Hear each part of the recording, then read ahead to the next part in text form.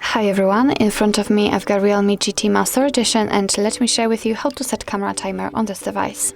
So first of all, let's enter the camera, and since we are in the standard photo mode, we can unroll this bar with the options. And as you can see right here, we've got the timer option. So this is the option we're looking for.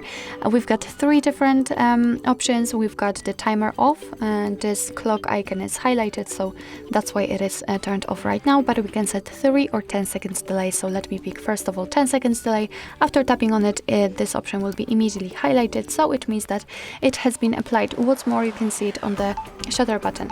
So after tapping on it, you can see that your device will count down from 10, and after that time it will take a photo. Of course, it will work the same with not here. It will work the same with 3 seconds delay, but of course right now it is counting down from 3. After turning off the timer, just by tapping on this icon, your device will take photos right after touching the shutter button.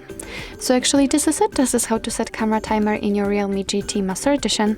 Thank you so much for watching. I hope that this video was helpful, and if it was, please hit the subscribe button and leave the thumbs up.